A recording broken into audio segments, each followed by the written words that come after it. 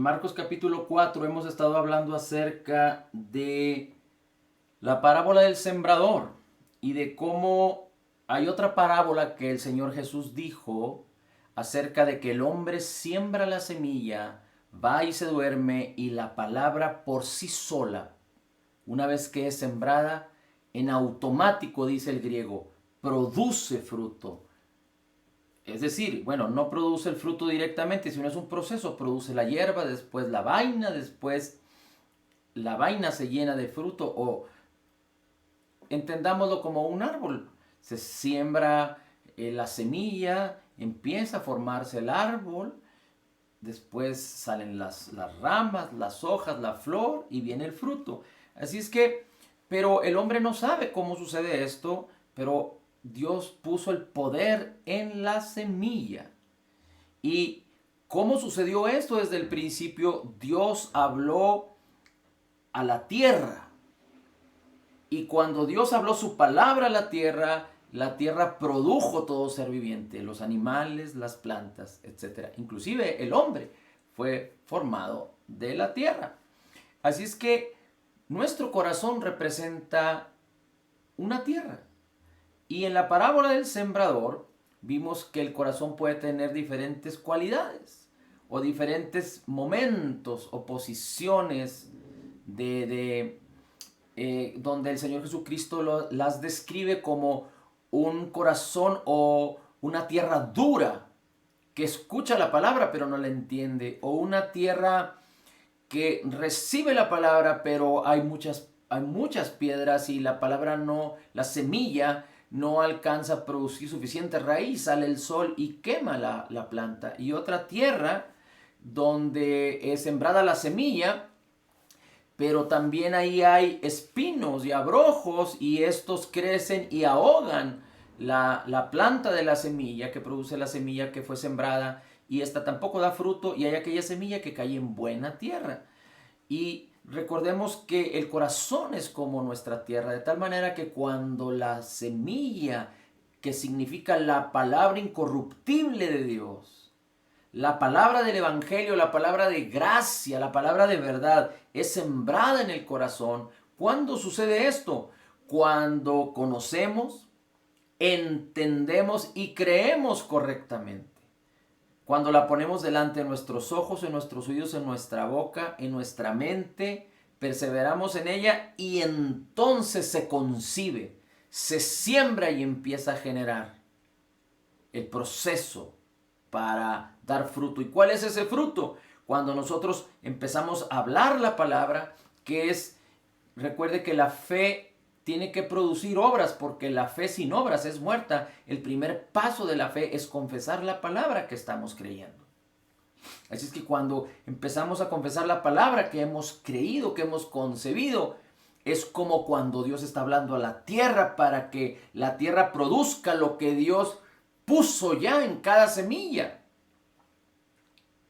¿Y cómo esta analogía podemos entenderla claramente? En nuestro interior, en nuestro espíritu, está el espíritu de Cristo y nuestro espíritu nacido de nuevo, creado en la justicia y santidad de la verdad. Y en el espíritu de Cristo se encuentra todo el potencial, toda promesa, toda la plenitud de la deidad que te fue concedido a ti y a mí por causa de ahora creer en Cristo, recibir el perdón de nuestros pecados por creer en su obra terminada, completa y perfecta. Y no solo nos fue concedido el poder de ser hechos hijos, sino que el Espíritu Santo tomó pertenencia. Ahora le pertenecemos a Dios, a Cristo, y nos entregó las riquezas en gloria en Cristo Jesús, de acuerdo a 2 de Pedro, capítulo 1, versículos 3 en adelante, de acuerdo a 1 de Corintios 2:12, de acuerdo a Filemón 1:6, y a tantas escrituras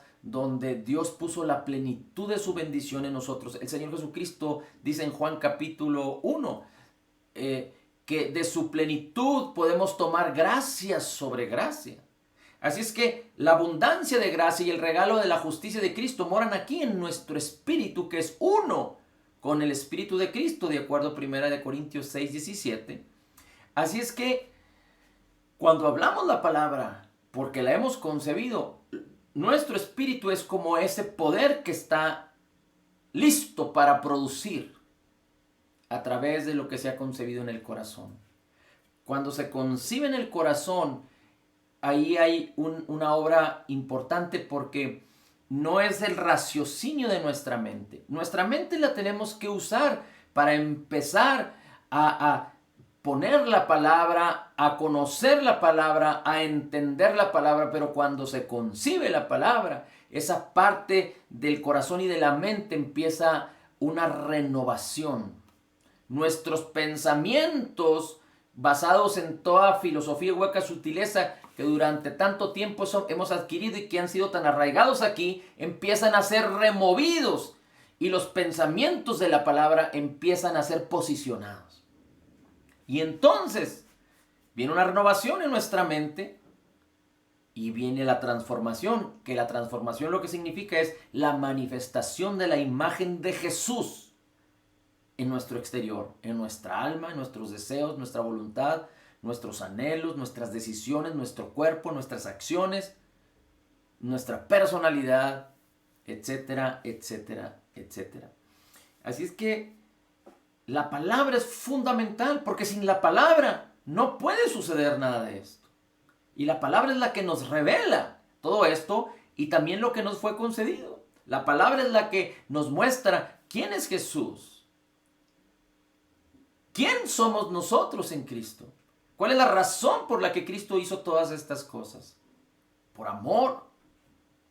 ¿Por qué es que tú y yo podemos apropiarnos por la fe de todo lo que nos fue concedido de parte de nuestro Dios y Padre? Por gracia. La palabra es Jesús. Jesús es la palabra. Jesús es la gracia es Jesús.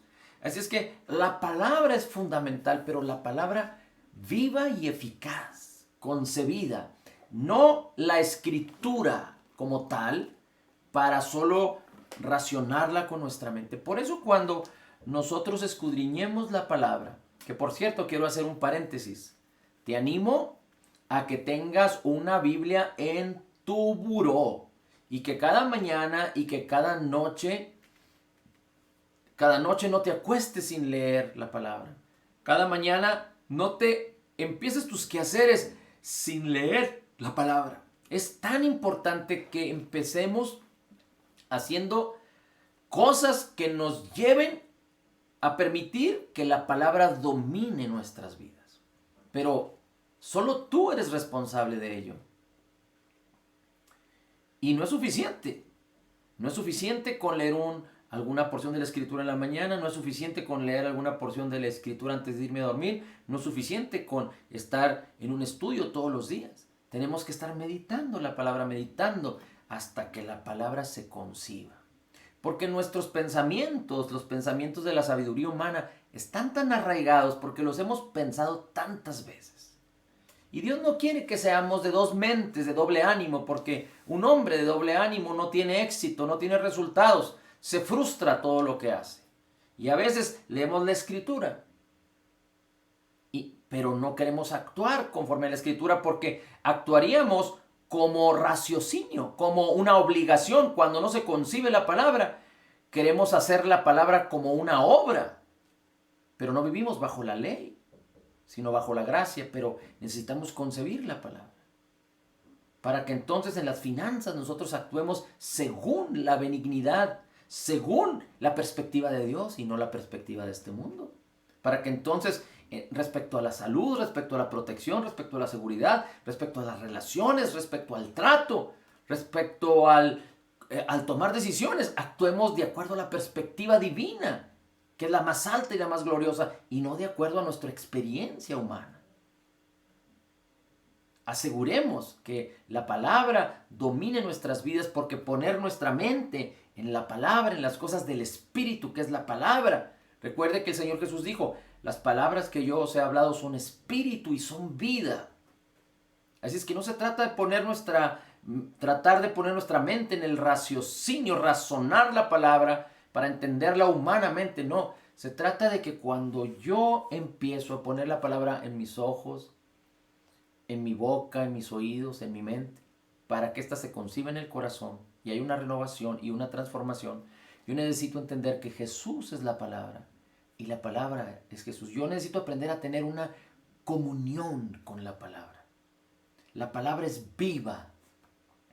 Cuando yo leo la palabra, no tengo que estar pensando que es un libro y que está escrito, sino que Jesús mismo es la palabra y que la palabra está viva y que yo me estoy identificando con la gracia, con la justicia, con la verdad, con la benignidad, con la bondad, con el amor, con la instrucción, con la edificación y si fuera necesario, con la exhortación,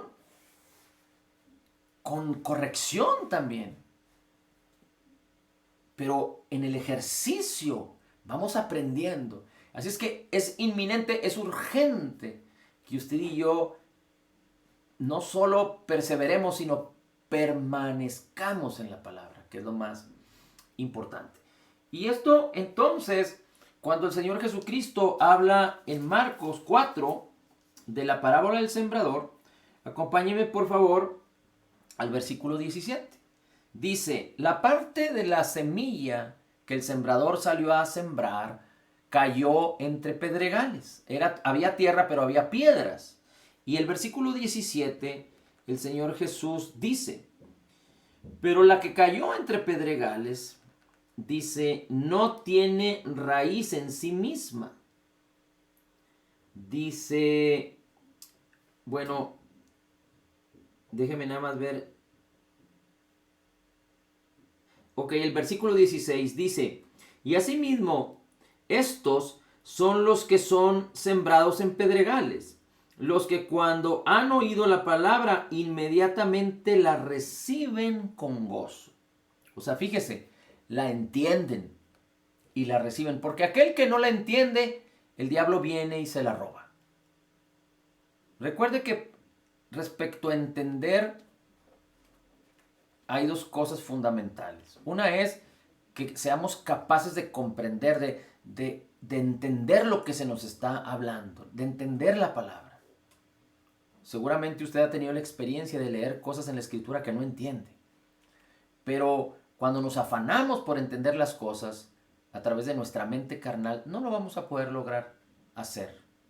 Pero cuando le pedimos al Espíritu que more en nosotros, que nos revele, e insistimos en perseverar en la palabra, en meditar ese versículo, esa porción de la Escritura, el Espíritu la quiere revelar de inmediato. De hecho, te la está revelando de inmediato. Pero en la medida en la que tú entras en esa armonía y sincronía con el Espíritu, escuchando su voz, entonces es que tu entendimiento va a ser alumbrado y vas a poder recibir la revelación del Espíritu de acuerdo a la palabra. Recuerda que 1 Corintios capítulo 2 dice que la palabra no se puede discernir carnalmente, humanamente. El Espíritu tiene que revelarla, trae luz a nuestra mente, que recuerda, tenemos la mente de Cristo y entonces podemos entender la palabra. Tenemos que ejercitarnos en ella. Pero el que cae en pedregales ya entendió la palabra. Dice, pero tiene otra cualidad diferente. Dice, la recibe con gozo. Versículo 17. Y no tiene raíz en sí misma. ¿Por qué no tiene raíz? Porque hay piedras, entonces la raíz prácticamente apenas es muy dura. La tierra sí llegó a sembrarse la palabra, pero no alcanzó a desarrollarse la raíz. La raíz tiene que ver con un proceso de perseverancia y permanencia por tiempo. En la medida en la que se siembra una semilla y crece un árbol, en la medida en la que el árbol va creciendo hacia arriba, se va formando la raíz que pueda sostener ese árbol sobre la tierra, de acuerdo a la altura y al follaje. Hay una raíz que va creciendo también hacia lo profundo de la tierra, que es la que toma los nutrientes, pero también la raíz es la que permite que el árbol pueda ser sostenido en tierra. Por eso las palmeras en los lugares donde hay mar, cuando vienen los fuertes vientos, los tornados, los huracanes, muchas de las palmeras casi se doblan hasta digamos, no 180 grados, no 90 grados, pero digamos 80 grados o 60 grados demasiado, y no se quiebran y no se caen, porque tienen raíz suficientemente profundas y fuertes que pueden sostener esa palmera. Así es que aquí dice que se siembra la palabra, pero no tiene raíz. Y el versículo 17 dice, y no tienen raíz en sí mismas, antes son temporales. Antes son temporales. Que cuando se levanta la tribulación o la persecución por causa de la palabra, inmediatamente se escandalizan. Estos son los que se siembran entre pedregales. Cuando viene, dice, cuando se levanta la tribulación o la persecución por causa de la palabra, inmediatamente se escandalizan, es decir, pierden la palabra. Inmediatamente pierden la palabra. Ahora, cuando hablamos de tribulación, déjenme ver cómo dice aquí la versión de las Américas. En el versículo 17 dice, pero no tienen raíz profunda en sí mismas, sino que solo son temporales. Entonces, cuando viene la aflicción o la persecución por causa de la palabra, enseguida tropiezan y caen. ¿De qué persecución, de qué aflicción o de qué tribulación estamos hablando? Porque muchos confunden estos temas. Muchos creen que la tribulación y por la palabra es que yo soy cristiano. Es un ejemplo, es alguien que es cristiano y está sufriendo escasez, problema tras problema, crisis tras crisis en todas las áreas de su vida, está sufriendo tribulación y adversidad por causa de la palabra. Pero no nos debemos engañar. No es porque digamos que somos cristianos, no es porque digamos que profesamos la fe y que a alguien le está yendo mal por decir y por profesar que está recibiendo tribulación. No es exactamente así. Porque muchos sufren por causa de que no conocen, no entienden. El diablo viene y se roba la palabra. Así es que son creyentes nacidos de nuevo, pero nunca maduran, nunca crecen, nunca prosperan, porque como no entienden la palabra o la entienden mal, viene el diablo y se roba la palabra. Diciéndolo de otra manera, muchos creyentes nacidos de nuevo no solo no conocen la palabra, fíjese lo que le estoy diciendo.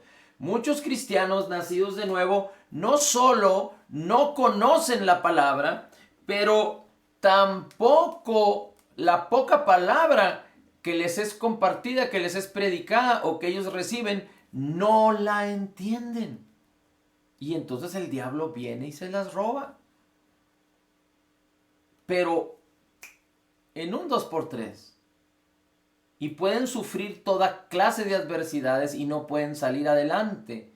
De acuerdo a la victoria que Cristo Jesús conquistó para nosotros en la cruz del Calvario y resucitó para que tú y yo pudiéramos tener esa entrada a esa abundante gracia y el regalo de su justicia.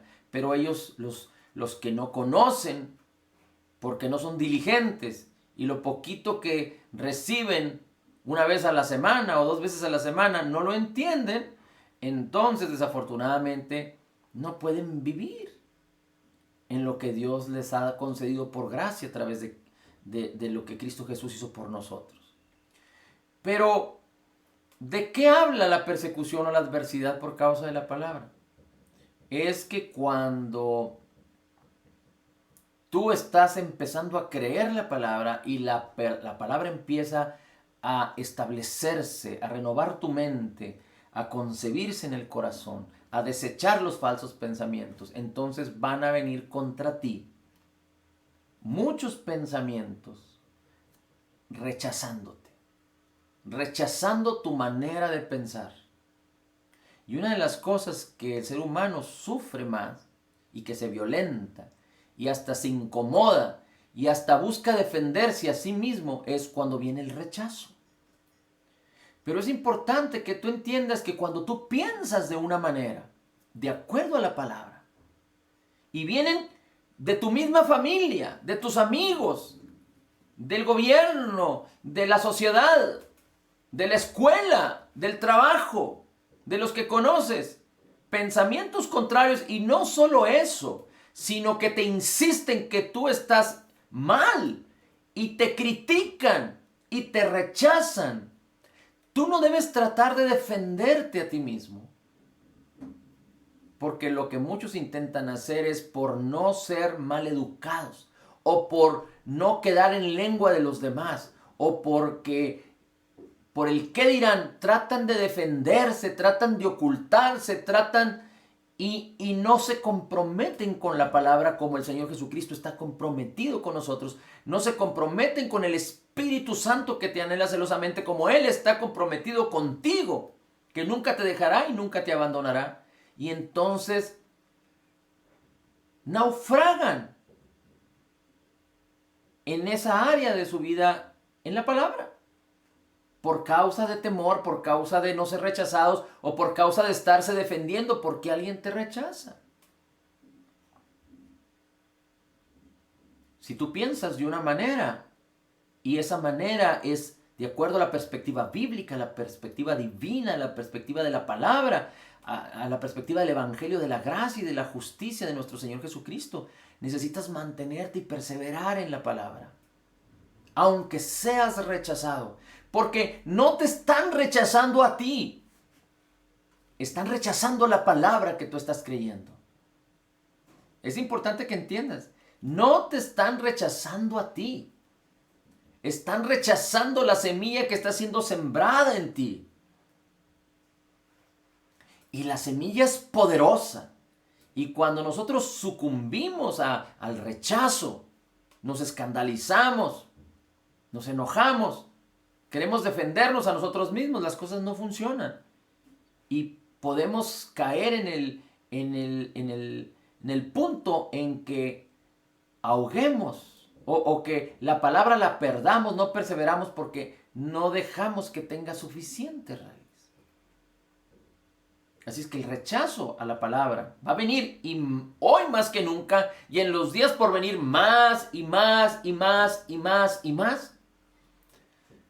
Porque el enemigo de nuestras almas, el diablo, Satanás, es el príncipe de la potestad del aire que está influenciando a todo mundo. Inclusive los de tu misma casa, inclusive lo quiere hacer contigo a través de muchos medios, de muchas maneras, de muchas formas, obligándote a que tú claudiques con la palabra. Por eso es importante que tú tengas la palabra de primera mano, no de segunda mano. Que tú tengas la palabra de primera mano. Que tú aprendas a digerir la palabra. Hay quienes necesitan recibir la palabra digerida. Empezando está bien. Pero tú necesitas aprender a digerirla. Tú debes tener comunión con el Señor Jesucristo y con su palabra de primera mano, en primera persona, no a través de nadie más. Y aunque nosotros respetamos a las personas cuando toman otro tipo de decisiones, pero una cosa es respetarlas y otra cosa es simpatizar con su incorrecta manera de pensar. Un padre puede tener un hijo y lo ama porque es su hijo, pero si su hijo tiene pensamientos que van contrarios a la manera de pensar del padre, y en este caso vamos a decir que el padre del hijo pródigo tiene pensamientos divinos, pone su mente en las cosas del espíritu, pero el hijo pródigo pone su mente en las cosas de la carne. El padre sigue amando a su hijo, pero no va a simpatizar con su manera de pensar, ni con su manera de hacer. Pero el padre tiene que estar dispuesto a recibir al hijo cuando el hijo esté decidido, dispuesto a cambiar su manera de pensar para entrar en la armonía con el pensamiento del Padre.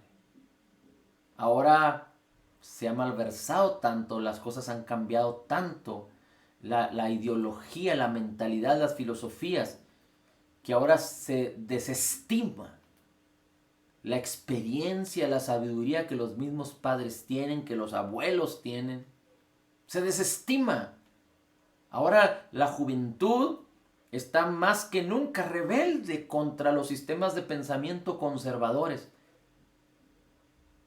Y desafortunadamente, los pensamientos contrarios a la palabra del Señor están atentando en contra de las buenas costumbres que están descritas en la palabra y que muchas de ellas aún por poco, pero aún se viven en la sociedad. El mismo Señor Jesucristo, mire, vamos a leer lo que dice el capítulo 6 de Juan. Usted busque ahí Juan capítulo 6 y Jesús primero le da de comer a los 5,000. Usted va a leer ahí cómo Jesús le da de comer a los 5,000 en los primeros versículos, después a partir del versículo 15. Fíjese cómo dice el versículo 15, después de que les dio de comer, etc. Dice que por lo que Jesús, dándose cuenta de que iban a venir y a llevárselo por la fuerza, toda aquella multitud, para hacerle rey, se retiró otra vez al monte él solo. Dice, cuando Jesús se dio cuenta que iban a venir la multitud, eran 5,000 hombres más mujeres y niños, para llevárselo por la fuerza, para hacerle rey, se retiró otra vez al monte solo. Dice la escritura, después Jesús anda sobre el mar, pero en el versículo 22 dice, al siguiente día la multitud que había quedado al otro lado del mar se dio cuenta de que allí no había más que una barca y que Jesús había entrado en ella con sus discípulos, sino que sus discípulos se habían ido solos, es decir, que Jesús no había entrado en ella. El 23, vinieron otras barcas de Tiberias cerca del lugar donde habían comido el pan después de que el Señor había dado gracias. Por lo tanto, cuando la gente vio que Jesús no estaba allí, tampoco sus discípulos, subieron a las barcas y se fueron a Capernaum buscando a Jesús. Cuando le hallaron al otro lado del mar, le dijeron, Rabí, ¿cuándo llegaste acá? Y Jesús les respondió y dijo, en verdad os digo que me buscáis no porque hayáis visto las señales, sino porque habéis comido de los panes y os habéis saciado.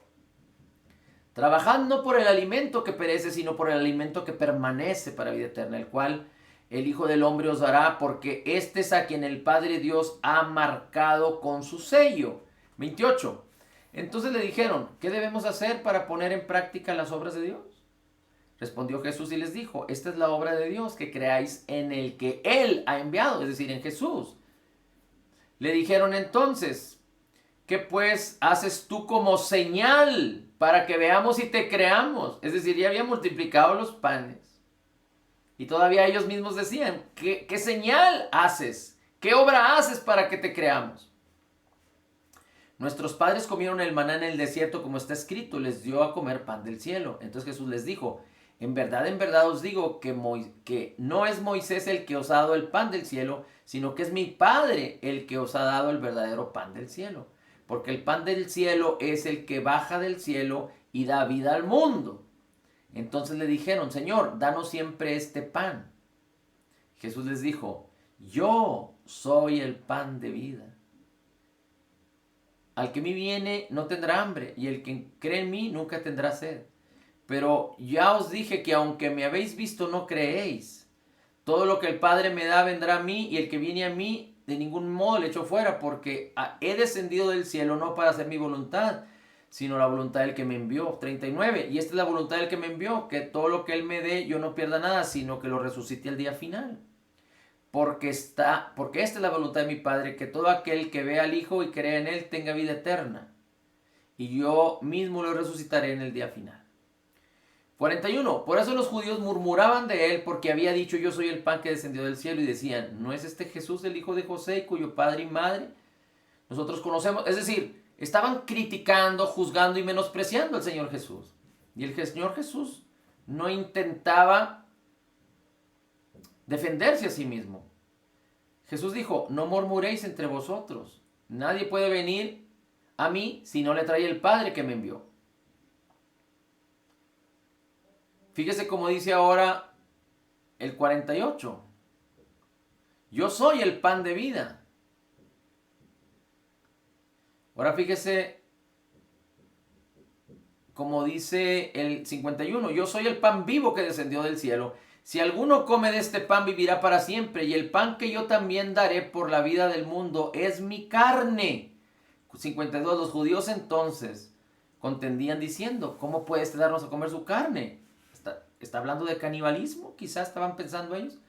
Jesús les dijo, en verdad os digo, si no coméis la carne del Hijo del Hombre y bebéis su sangre, no tenéis vida en vosotros. Y el que come mi carne y bebe mi sangre tiene vida eterna, y yo le resucitaré en el día final.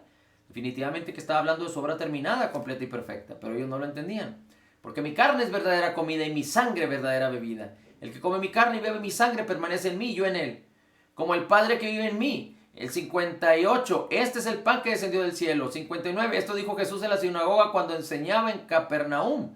Fíjese cómo dice el 60. Por eso muchos de los discípulos cuando oyeron esto dijeron, dura es esta declaración, ¿quién puede escucharla? Pero Jesús sabiendo en su interior que sus discípulos murmuraban, les dijo, ¿esto les escandaliza?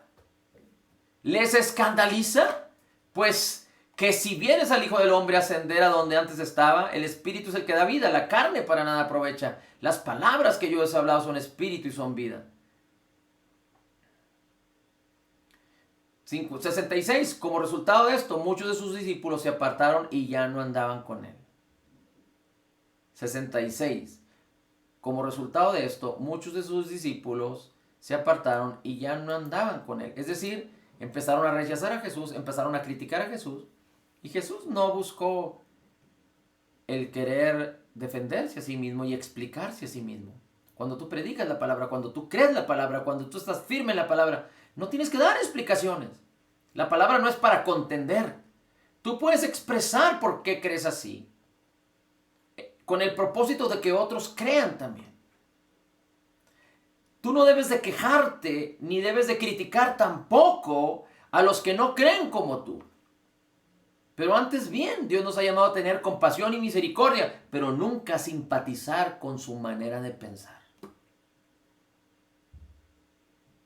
Cuando estés en una situación y haya contienda por la manera en la que tú crees y la otra persona cree. Las personas cuando creen, aunque crean cosas pervertidas, contrarias, no solo contrarias a la escritura, contrarias a la palabra, pero cosas que son completamente equivocadas, alardean con ese tipo de pensamientos. Pero no es otra cosa más que ellos, esas personas, por falta de conocimiento, por falta de ignorancia, por no tener un buen corazón, no quieren moverse de su posición porque se aman a sí mismos. No quieren perder su posición. Es egoísmo, es soberbia. Pero nosotros no podemos caminar de la misma manera. No podemos primero por ningún motivo escandalizarnos de la palabra. Si hay un pensamiento negativo, si hay un sentimiento negativo en nosotros, algo no está bien y necesitamos orar, necesitamos ayunar si es necesario, ir a la palabra, meditar, orar en el Espíritu hasta que ese sentimiento negativo se vaya. Pero no podemos contender con la palabra, pero debemos tener compasión, no juzgar, no burla. No podemos estar contentos por los que están muriendo y se están yendo al infierno. Y son miles, miles. No podemos estar contentos por lo que está sucediendo en este mundo. No vamos a cargar las cargas que no nos pertenecen. Cristo Jesús las cargó en la cruz del Calvario. Pero lo que tenemos que hacer es compartir la palabra. Pero tenemos que permanecer en ella aunque recibamos adversidad. Es que pensamos de una manera. Pero recuerda, pensar de acuerdo a la palabra no es por orgullo y soberbia. Es porque hay una concepción aquí. Si tú estás en alguna verdad de la Escritura y no tienes la concepción, no lo has concebido en el corazón, no estás en la posición correcta. Si solo es racional, tienes que concebirla. Si no, no te engañes, porque entonces la fe no puede operar y no puedes apropiarte. de la bendición de Dios. Es como decimos, Dios te quiere próspero, pero necesitamos entender qué significa esto. Y solo la palabra nos permite entenderlo correctamente, ser renovados para que la prosperidad se manifieste en todo su esplendor. De la misma manera la salud, el bienestar, la restauración, las relaciones correctas, nuestra posición interna de nuestra alma, nuestros deseos, nuestras emociones, nuestros pensamientos. Pero no debemos sucumbir cuando viene crítica o cuando viene rechazo. Antes bien, mira, normalmente cuando alguien está pasando una situación difícil, ¿qué es lo que la mayoría de las personas quieren que se haga? Que se distraigan. Cuando alguien que está pasando un mal momento, lo que se busca es que haya alguna distracción, manera de pensar, manera de hacer, que te saque tu pensamiento, tu enfoque de aquello que te está causando mal. Por ejemplo, una muchacha que está siendo herida, lastimada por un muchacho. Y lo que los papás a veces quieren hacer para proteger a aquella muchacha es sacarla y ponerla a hacer otro tipo de actividades, que su mente la enfoque en otra cosa y no en el muchacho, porque el muchacho la está lastimando. Así es que mientras la muchacha siga teniendo una mente puesta en lo que le está pasando o en lo que ha sufrido con aquel muchacho, estoy hablando de, digamos, de una amistad o de un noviazgo, entonces mientras la muchacha siga pensando en eso, no va a poder salir de su problema. Pero a veces que vea películas, que se vaya con las primas, etcétera, etcétera, etcétera, eso va a ser temporal. Pero no va a poder producir una raíz y no tiene fuerza y poder contra aquello que le quiere hacer daño. Así es que lo único es la palabra. Y tiene que empezar a sembrar las semillas de la palabra y que la palabra se haga tan fuerte en su vida. Y tiene que meditar en la palabra. Meditar en la palabra. Así es que hay gente que dice, oye, si quiere venir el pensamiento negro, color negro, empieza a pensar en el pensamiento color blanco. Bueno, cuando vengan situaciones de depresión, cuando vengan situaciones de maldad o de incredulidad o que te quieran meter temor o presión, lo que sea, empieza a declarar, a meditar la palabra. Por eso es importante que tengas la palabra, para que permanezcas en ella y continuamente, de tal manera que tú puedas vivir lo que dice el Salmo 112, no tendrá temor de una mala noticia.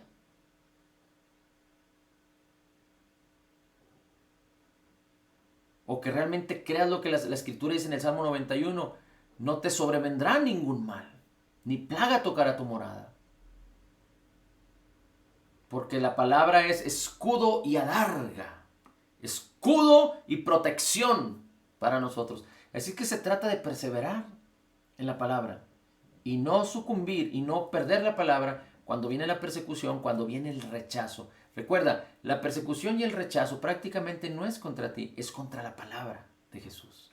Y si Jesús es la palabra y Jesús no buscó por educación, Jesús le dijo a los fariseos, ustedes son sepulcros blanqueados.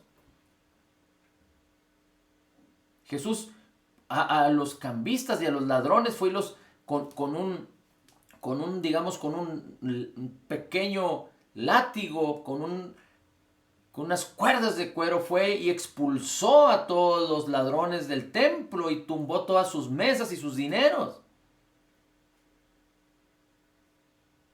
Pero no intentes que por quedar bien sucumbir a la palabra, sucumbir al rechazo, sucumbir por causa del rechazo, sucumbir a la palabra, soltar la palabra, no creer en la palabra, porque entonces otro sistema de pensamiento se va a posicionar ahí y no va a traer un buen fruto en tu vida.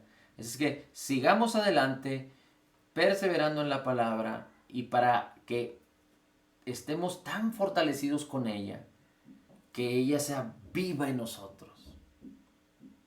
De tal manera que la palabra es Jesús, Jesús es la palabra y cuando viene una situación tenemos palabra que meditar y que poner en nuestra mente. Pero se trata de una palabra que se conciba, no como los que van en el avión y que empieza a ver la turbulencia y que empiezan a recitar como locos aquel porción de la escritura de una manera religiosa. No funciona. Así no funciona. Funciona cuando tú vives y permaneces buscando la palabra de mañana, de mediodía y de noche y perseveras en ella. Serás como árbol plantado junto a corrientes de agua que da su fruto a su tiempo, su hoja no cae y todo lo que haces prospera. Si lo que estás haciendo no ha sido prosperado, necesitas más comunión con la palabra. La palabra es incorruptible y en ella no hay ningún problema. En la palabra no hay ningún problema, es perfecta, tiene poder en sí misma. Así es que echemos mano de la bendición que Dios nos ha regalado por gracia. Tengamos nuestra Biblia en nuestro buró para leerla antes de dormir, para leerla antes de tomar acciones en el día. Tengamos nuestra Biblia en nuestro lugar de trabajo, en cualquier lado, 1, 2, 3 Biblias. Sigamos meditando la palabra que lees en la mañana, medítala una y otra vez. Estudia la palabra, identifícate con Cristo, identifica a Cristo en ti. El Espíritu está contigo, ten esa relación personal como el amigo que está contigo y que nunca te dejará y nunca te abandonará, porque Él es fiel a lo que ha dicho. Padre, te damos gracias por tu presencia, por tu amor incondicional, por tu Hijo amado Jesús. Gracias, Señor Jesucristo, por tu obra terminada, completa y perfecta, por amarnos tanto. Gracias, Señor Jesús, por inspirarnos con tu palabra y por permitirnos ser como tú eres y darnos la aspiración a que tu imagen se manifieste a través de nuestras vidas, como lo dice la Escritura. De gloria en gloria seremos transformados en tu misma imagen cuando ponemos nuestros ojos y concebimos lo que hay en el espejo de tu palabra. Por gracia somos totalmente perdonados, perfectamente justificados, altamente favorecidos, profundamente amados, grandemente bendecidos, más que vencedores en Cristo Jesús. Como Jesús es, así somos nosotros en este mundo, porque somos la justicia de Dios en Cristo Jesús. Gracias, Señor, por la abundancia de tu gracia y el regalo de tu justicia. Gracias, Señor, porque podemos declarar que todo lo podemos en Cristo, que nos fortalece, porque todo es posible al que cree y al que permanece en la palabra será verdaderamente libre en el nombre de Jesús. Amén, amén.